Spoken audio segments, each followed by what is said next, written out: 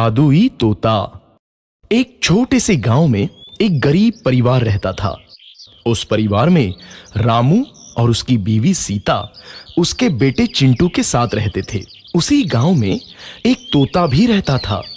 उसका नाम था रघु। वो किस्मत का धनी था।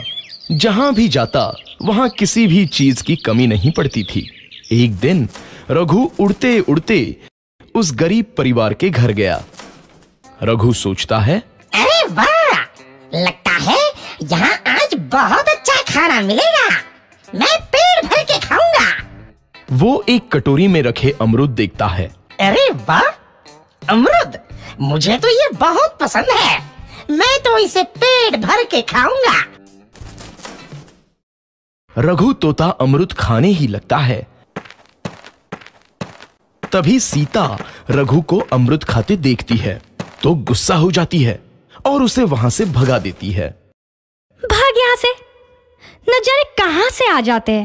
मैं तो परेशान हो गई हूं इनसे। सीता के भगाने के बाद रघु चुपचाप से एक कोने में रहता है। धीरे धीरे उस परिवार की बरकत होने लगती है।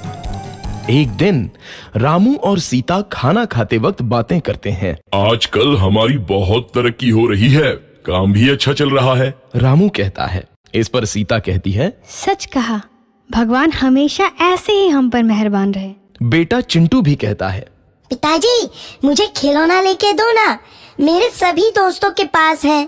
रामू कहता है, ठीक है, जरूर लाऊंगा। सीता कहती है, कितने खुश है सब, मेरे परिवार को किसी की नजर ना लगे। एक तरफ ऐसी बातें होती हैं तो दूसरी तरफ रसोई में रघु तोता भी अमरूद खाते रहता है। मजा आया, अमरूद खाया, मजा आया, अमरूद खाया, मजा आया। तभी सीता रसोई में आती है और रघु तोते को अमरूद खाते देख बहुत गुस्सा होती है। सीता रघु को बाहर निकालने के लिए पिंजरे में अमरूद रखती है। रघु जब अमरूद खाने लगता है तो पिंजरे का दरवाजा बंद हो जाता है और वो उसमें फंस जाता है। मुझे बाहर निकालो, मैं यहाँ फंस गया हूँ, मुझे बचाओ। अगले दिन सीता पिंजरा उठाकर बाहर दूर उस रघु को छोड़ देती है। रघु के जाते ही उनके घर आई बरकत धीरे धीरे कम हो जाती है। उन्हें बहुत घाटा होता है। सीता कहती है, ये क्या हो रहा है, अचानक इतना कैसे बदल गया? अभी तक तो सब कुछ अच्छा चल रहा था। रामू कहता है, लगता है भगवान हम पर रूठ गए हैं। चिंटू भी कहता है, लगता है अब मुझे खिलौने भी नहीं मिलेंगे। और वो रोने लगता है और बाहर चला जाता है। कुछ दिन बाद रघु तोता फिर से उस घर में आता है। वापस आया, मैं वापस आया, अब मैं जमकर अमरूद खाऊंगा। रघु सीधा रसोई घर में चला जाता है और अमरूद खाने लगता है। कुछ देर बाद सीता रसोई में आती है और रघु को देख कहती है, एक तो घर में पहले से इतनी दिक्कत चल रही है और ऊपर से ये तोता मुझे और परेशान कर रहा है। सीता रघु को वहां से भगा देती है। रघु उड़कर किसी कोने में छुप जाता है। कुछ दिन बाद धीरे धीरे उस घर की बरकत वापस आने लगती है। काम भी अच्छे से चलने लगता है।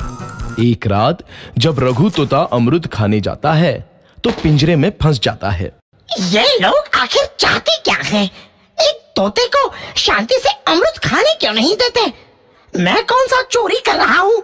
बस अमरूद ही तो खा रहा हूँ। तभी रामू वहां आता है और पिंजरे में रघु तोते को देख उसे बाहर छोड़ देता है। ये तोता भी कितना जिद्दी है, बार बार वापस आ जाता है। जैसे ही रामू रघु को छोड़ देता है, अगले दिन से फिर से उनके घर की बरकत जाने लगती है। काम में घाटा होता है। किसी को समझ नहीं आ रहा था कि ऐसा क्यों हो रहा है। रघु तोता घर आता है तो अचानक बरकत आती है और जब रघु तोता को बाहर निकालते हैं तो बरकत चली जाती है। एक दिन सीता रघु तोते के घर आने और बाहर जाने की स्थिति पर नजर रखती है। ये तोता जब भी घर आता है तो घर में बरकत आती है और जैसे ही ये घर से बाहर जाता है तो उसी के साथ बरकत भी चली जाती है। कहीं ये जादुई तोता तो नहीं है? अगली बार जब ये तोता घर आएगा तो मैं इसे कहीं नहीं जाने दूंगी। सीता रघु का बहुत इंतजार करती है, लेकिन रघु तोता दोबारा उस घर में कभी नहीं आता।